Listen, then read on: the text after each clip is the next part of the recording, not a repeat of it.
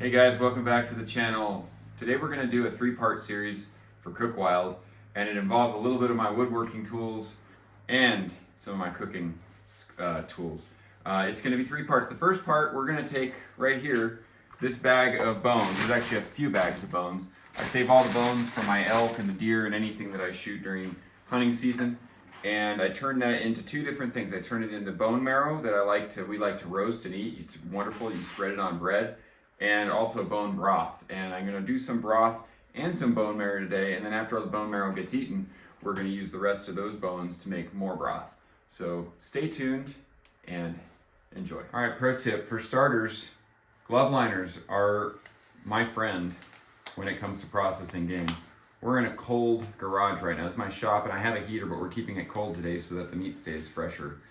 And just putting some latex gloves over glove liners will keep your hands from hurting from the cold. Two, we've got my bandsaw here, and this is just a wood bandsaw with a wood bandsaw blade, and I'm just raising the guard up out of the way. We're gonna have various different sizes, and we just wanna keep that guard out of the way. And it's really not too difficult, except for that it's all frozen in one block, so I gotta figure out how to break this thing apart.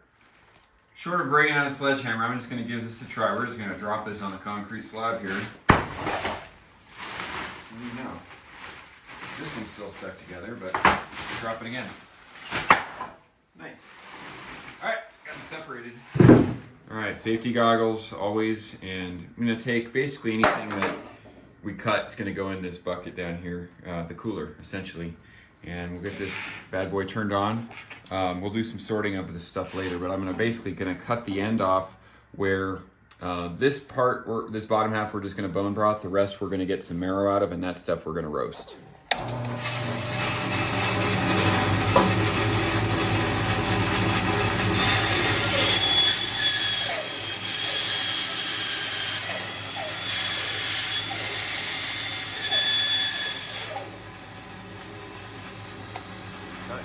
So here's the inside look. You can see there is some marrow in here, but that only goes probably about that deep. So we're just gonna throw that in there. And then I'm gonna cut these about like so. And we got a lot to do, so time to get to it. All right, right here, nature's scallops. I like to call this stuff poor man's stem cells, because I guess that's where they get the stem cells from, right? The bone marrow, so eat your heart out, Joe Rogan. I know that's probably a much better way to do it, but this is I'm sure we're getting some of those benefits by eating that stuff. I won't bore you to death with doing all the big bones. I did want to cover, like, this doesn't have much marrow in it. So I'm just gonna cut this so that it takes less space in the pot and it fits in easier when we boil it down. So we have a lot more work to go. And ideally, you know, if you were a butcher, you'd have a butcher's bandsaw, but a lot of carpenters, most carpenters have a bandsaw, and even if you don't, you can get a small tabletop one for probably $100 at the hardware store. I've used reciprocating saws before, and it's just a real pain, so don't bother with that. This does fine. The only downside to it is it's a pain to clean. So I just save all my bones and do it all at once, so I don't have to clean it one time. I just had a light bulb moment. The amount of cuts I'm making on these is taking a lot of time, and it always has. I'm going to do this one lengthwise. I'm just gonna cut the end off, slice it halfway, pull it out, cut the other end off, go the other way. That should save a lot of time, and I think it's gonna have the same end result. Maybe it may not look as cool when it's cooked, but maybe it'll look cooler, we'll see.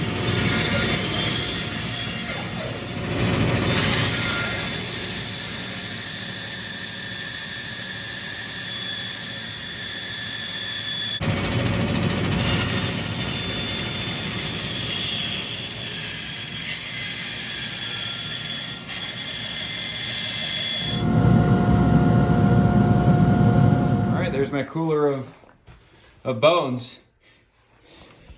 By the way, if you don't have a bandsaw, I'm just cutting them because you're getting more nutrition out of it that way. You're getting all of it basically, and I do like to roast that marrow. If you just want to make the bone broth, you can just boil the bones as long as they fit in your pot.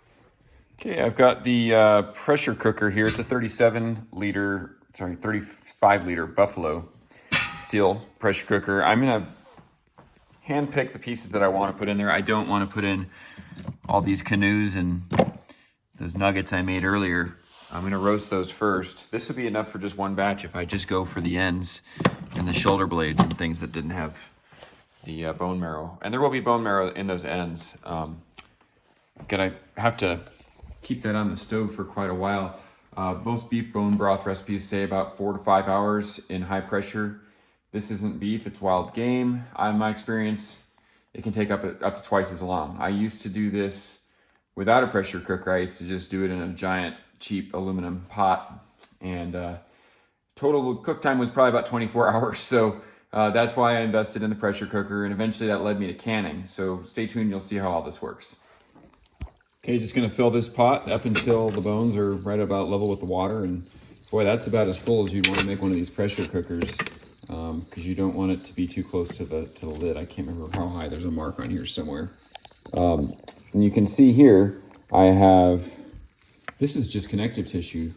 Whenever I'm doing my butchering and I'm cutting off the connective tissue that would otherwise cause issues, you wouldn't want to eat that stuff. It'd be too chewy. It does boil down really nice and helps with adding collagen and flavor to this bone broth. And then I'm left with a pile full of bone marrow that we can roast. As far as seasoning goes, all I do is put salt in there. It does bring out a little bit more of the flavor. Arguably, it probably has something to do with breaking down the bones due to the mineral contents in there. I don't know the science of it. That's just sort of hearsay. I've heard that.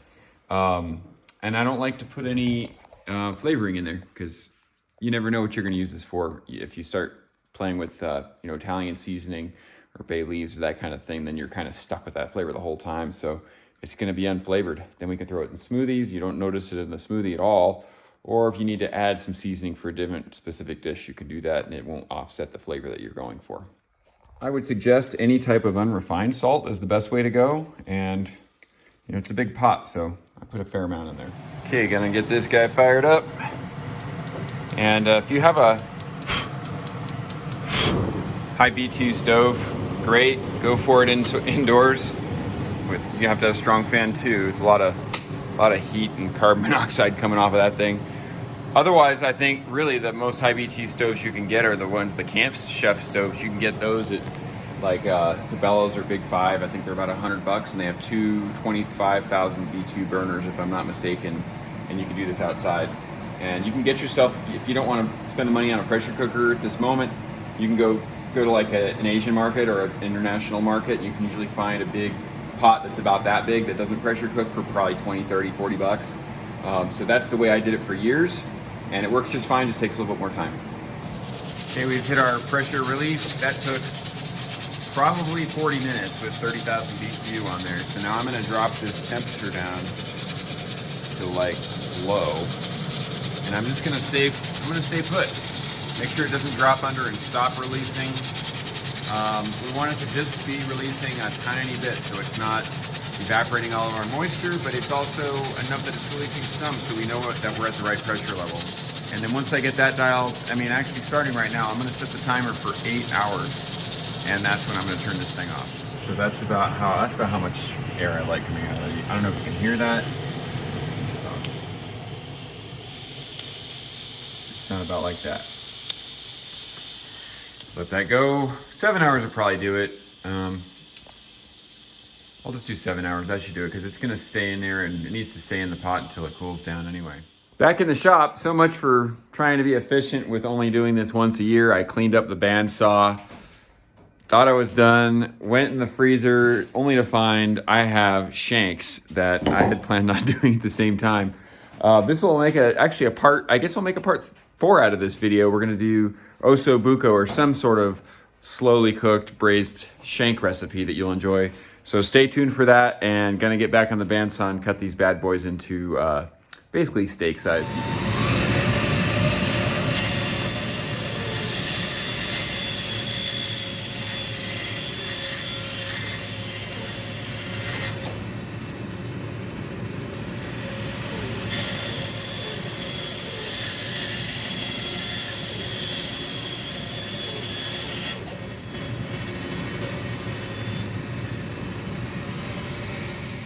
All right, I got a few of these in the bag ready to go. I'm gonna go ahead and seal these up, and that's about 1 recipe of osso buco. and do to the rest of the bag, and then we'll get on to the bones. All right, got 4 various sized packs of shanks for osso buco and all that good stuff. So to freeze these marrow bones without them ruining the freezer bag, I'm gonna wrap them in this because they have sharp edges, and that'll help prevent them from poking through these freezer bags. All right, got those all packaged up. We have 9 for the freezer and some fresh that I'm gonna save for later tonight and to share with a friend that is recovering from knee surgery, so that'll help him. Timer just went off. It's been on there for about 7 hours, and so I turned the heat off. I'm gonna wait till this stops making noise, and about 30 minutes after that, I'm gonna check to see how much pressure is coming out of here. I can open these relief valves as long as it's not too much. If it's too much, you'll get boil over, which will shoot out of these, and it's not pretty. So we basically need to wait till this thing has a low enough amount of heat that we can let the rest of the pressure go, and then get the lid off so that it cools down to allow it to cool off. It will take forever to cool off if you keep that lid on there. Yeah, I have one relief valve up, and I'll pull the other one up once that starts going down and get the rest of that pressure out of there. All right, just got that lid off, and it's looking pretty good. See how that, all the tissue just falls right off the bone. And you can kind of see this bone here is looking pretty porous. That means we got into the minerals pretty good. So I'd call that done.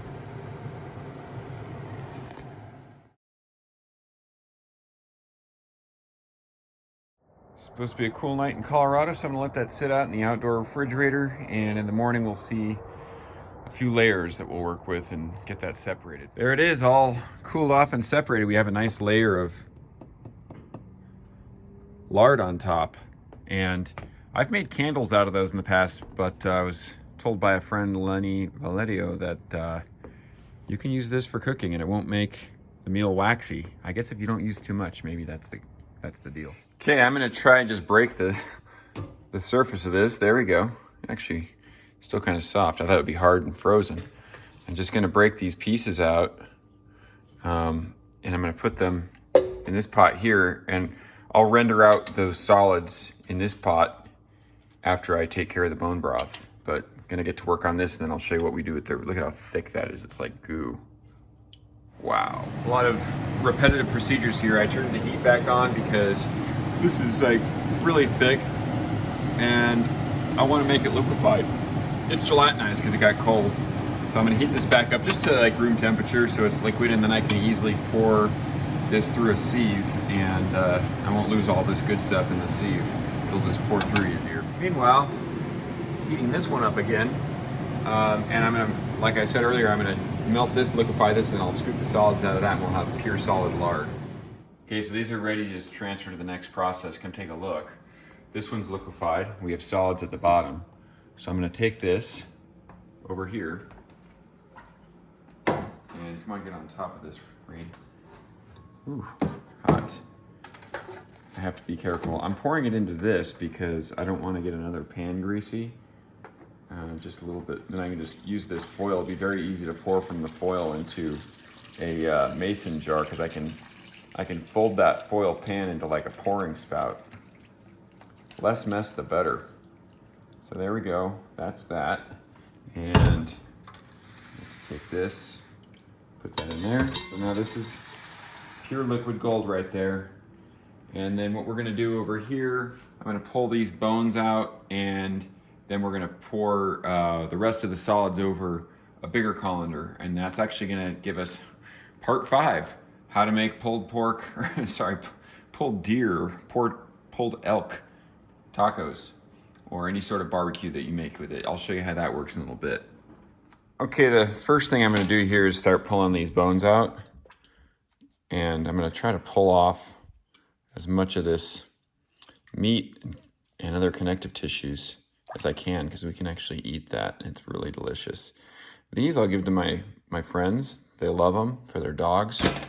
I'm just gonna get through the whole thing, and then we'll get on to the next step. Hang on. Okay, I got that separated, and you really wanna make sure you feel through there with your hands and get all the bones out if you're gonna do this step I was talking about with the pulled pork or the pulled deer meat barbecue stuff, because you just don't wanna be eating bones. I mean, they'd be soft at this point, but it's just not pleasant. That being said, That is, if you remember, when I filled this pot, it was like up to here with bones. If I put these back in there without what I just came off of them, it'd probably only be right there. So, you know, we think of the bones when we harvest an animal, we think of the bones like, it's just extra weight. And if you think about, well, maybe I get some bone broth, that alone is worth taking it out. But then you also get this extra meat, and I'm gonna show you in a minute, it's a lot of extra meat that you're missing out on of really good stuff like collagen, protein as well, which is really good for your skin, your hair, your joints, inflammation, all that. And then we're also gonna get dog bones, and we're also going to get that beautiful lard, which you see how yellow that is? That's because it's full of vitamins. On the back, like if you get like an Irish butter, like Kerrygold, it's yellow. That's because those are grass-fed cattle and they're eating grass and they're getting vitamin A from that fresh wild grass. And that's what these animals, these deer and these elk are getting. That's why that butter is so golden yellow, and it'll help with your eyesight. So as long as you want to keep watching my videos, have some wild game lard. So for everyone that wants to say it's too much weight to carry out the bones, I hate to correct you, but there's only 3 gallons of bones there, and then this, I guess, make it 4 gallons, 4-gallon bags. This is all the very fragile stuff. This is an elk, a whole elk, 3 white-tailed deer, and a pronghorn, and that's how much bone was in the animal that I had to carry out. The thing is, it seems like a lot of mass because it is at first, but what you're missing is there's marrow and the fat and the meat that's on the bone that you just can't get with your knife. So next time you think about, like, is it worth it? It's worth it. You're actually only producing, I don't know, probably maybe 5 pounds on an elk, probably 3 pounds on an elk, and a pound per deer of bones that you're not going to eat. And just disclaimer, if you do end up using these for dogs, they are soft, so do what you need to do to make that safe for your dog. They'll chew pretty quick and easy. What my friends have done is just throw them in the blender, and like a high-powered blender, and then you can mix them with their dog food, and they get lots of nutrients from that. But you might want to check with your vet to make sure that's safe. Just a little disclaimer. What I'm going to do with this bag, I'm going to put it down there in my garden during the winter, because squirrels like to come and eat my dead head. Drives me crazy. Look at that antler tip they took off.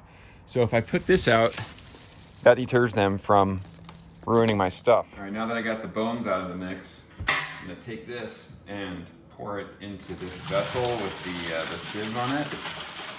I might need to do 2 of them. Yeah, a lot. There's a lot here. So we're gonna take that. Just kind of pull this out of the way for now. And then let's get the next one.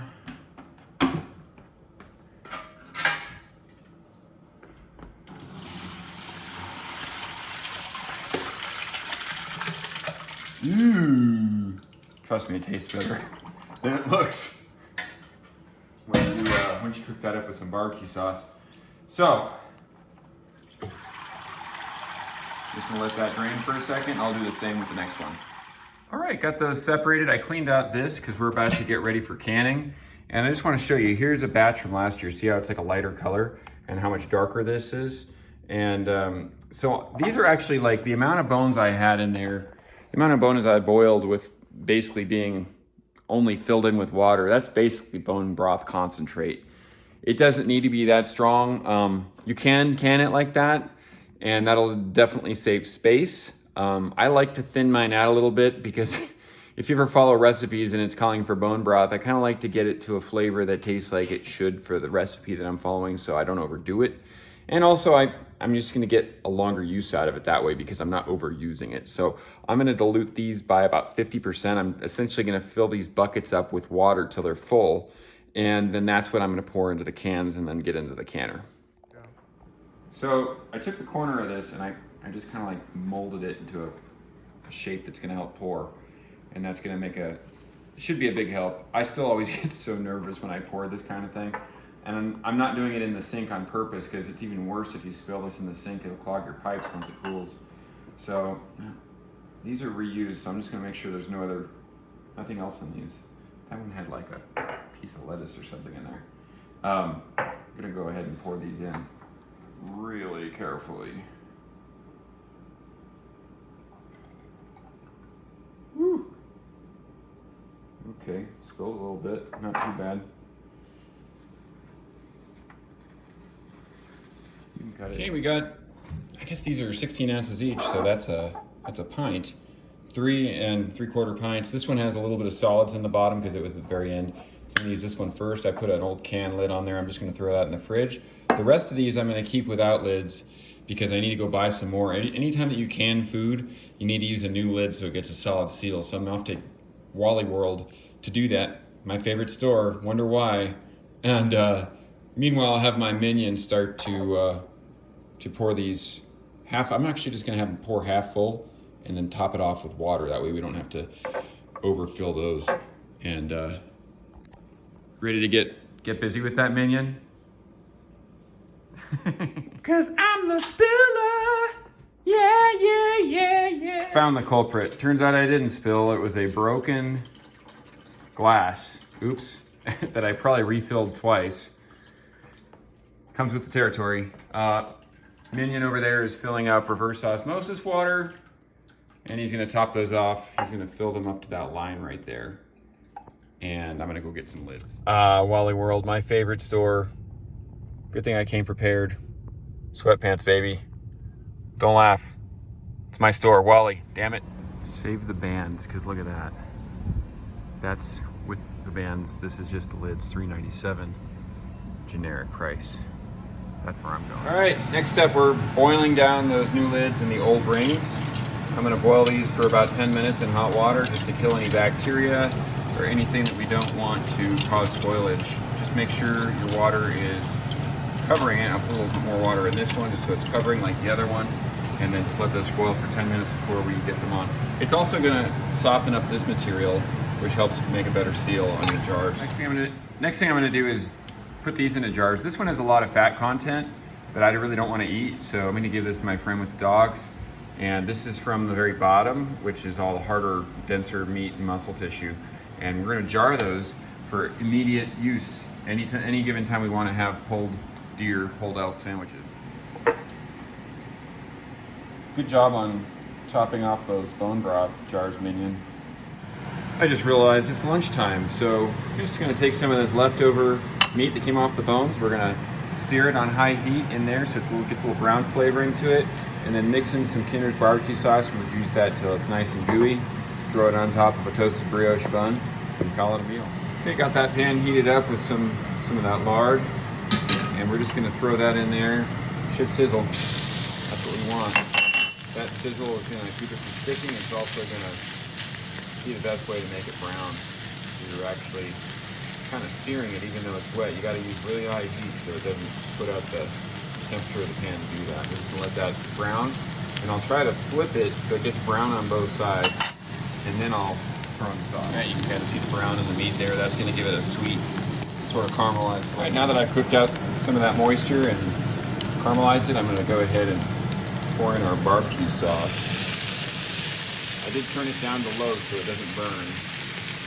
And just use whatever you like to use, however much you like to use. Some people like a lot, others like a little. I'm just gonna keep that moving until it sort of thickens up a little bit, and it'll penetrate, the flavor should penetrate into the meat as I do it as well. And our toast should be done in about a minute. I'm just gonna throw it on the toast and call it lunch. Okay, that looks good to me. Yum, yum. Throw that on that piece there. And cut that in half and make it a sandwich. All right, here goes the kid test. Looks like it needs potato chips, huh, Reed? Yeah. This is a lot more sloppier than I expected. I know, it's more like a sloppy Joe in some ways. Oh, look at that. Does it smell good?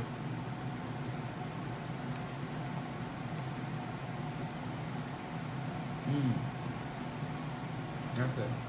Kid approved? Sweet. All right, back to work. Time to turn these off.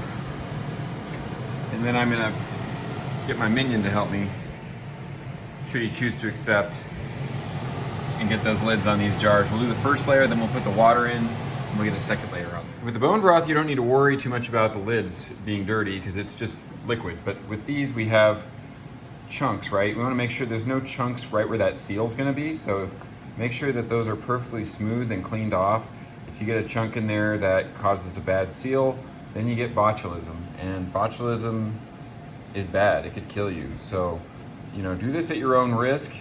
If your can is not sealed when you open it, you should hear that suction pop sound. If you don't hear that, you need to throw that stuff away. And to this date, I haven't had a problem with it, but I'm also going through these extra steps to make sure we don't get any bad seals.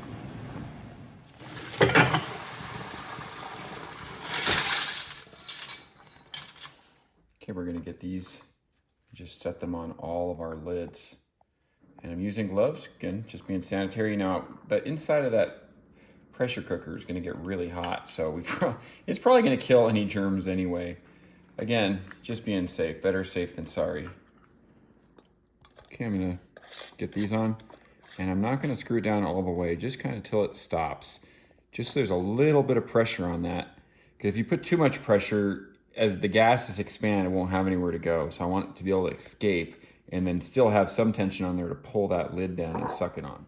So before I put water in, I'm gonna put my first layer in. I'm gonna counterbalance it so it doesn't push that rack out of the way. And that rack is gonna keep these from touching the direct heat at the bottom so they don't crack the glass. And we'll just keep filling these up until this level's full, then we'll get some water in there. Okay, first level's in, so now I'm gonna pour water in. And I just don't want water to boil up and into these jars, so I don't want them to get too high. So I'm gonna probably put about halfway up halfway up the jar there. If you don't put enough, the problem is it might potentially run out of water, and then you have problems with too much heat and cracking. You'll destroy the whole batch. Okay, you can see the water's halfway up, and again, the reason I did that after the jars are in there, I've done that and then put the jars in, and then the water's too high, and you have to use like a turkey basting brush to get it out, or you have to take the whole thing apart and redo it. All right, we're full. Still have some to go. We'll do that in the next batch. If you do a lot of these, it pays to have a really big one of these, and I guess it goes without saying, I didn't say so, but you want to make sure those jars are sterilized also. Even if they're brand new, I would not trust that they're clean from the factory. You don't know if they were stored near rats or whatever, so you can boil those, or what I do is I just throw in my dishwasher on the sanitary cycle. If you have like that sanitary extra hot cleaning cycle that hits 200 degrees or whatever, that'll do the same thing. So we did that first, and this is pressure canning. It's a lot safer than non-pressure canning. I can't advise on safety precautions for non-pressure canning because it's a lower temperature. Some things you can safely, other things can kill you. So just use your discretion at your own risk. And I highly recommend doing it with pressure if you're going to get into this. All right, got that on high, and we'll wait till, again, it builds pressure up here. And I'm only gonna run, with this thing, it's gonna continue to run pressure for 30 minutes after I turn it off, just due to the volume that's in there. So I'm gonna turn it off as soon as it hits pressure. If you have a smaller one, you probably wanna run it with pressure for about 20 to 30 minutes and then turn it off. And then it should basically seal on its own as it cools down. All right, that hit the temperature to make this valve go, and it's been sitting for a while. I'm just gonna see how we're doing here. There we go. Let that decompress a little. Okay, we've been relieving pressure for about 10 minutes now. It seems like it's mostly done. I can still tell it's boiling a little bit, but I don't feel any pressure in there. So that's when it's safe to take this off. Just look out for steam. And moment of truth. Ugh. There we go. A couple of lids popped. Interesting. Never had that happen before. Must be those generic Walmart lids. We'll just use those first, that's no problem. So if you just listen for a second, you'll hear things popping and snapping. That's that lid, it's sucking that lid down and creating a seal. There's another one. It's kind of cool, it's like popcorn. So real carefully, if you have to do another batch, you can do this. I'm just keeping my oven gloves on because these are super hot, and then just make sure that you tighten that ring just a little bit more in case it loosened up while it was in there cooking. And that way I can get this second batch going while these are cooling off. Okay, round 2 is loaded. I'm using the same water that's down below. We have our first batch over here. You can see our clarified oil, our meat. There's probably well over 5 pounds of meat there that we've saved. And It wasn't the cheap Walmart lids. I was just making a joke. Sometimes I catch myself and I'm like, I should probably reflect on that one a little bit. I am pretty sure I got a little too excited about pulling this top off early. I've done that before. I did it one time in the very beginning of canning where as soon as I could, I took that lid off, and it made everything boil over so rapidly I had to do the whole thing all over again, and I lost a lot of fluid. So fortunately it was only 2 this time. You really want to make sure, I did make sure the pressure was not pressing the relief valve, but I probably should have waited 30 minutes after that stopped. Instead, I probably waited 10.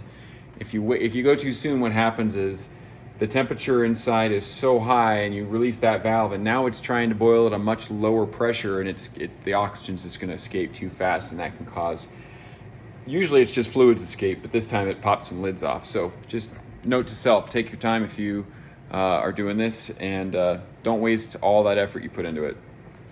There you have it. We have, I believe, 54 pints of bone broth, which even though I diluted it by 50%, I would still say that one of these pints is equivalent to a 32-ounce bone broth that's typically used in a recipe when they call for it. So you can probably go 2 to 1 on that.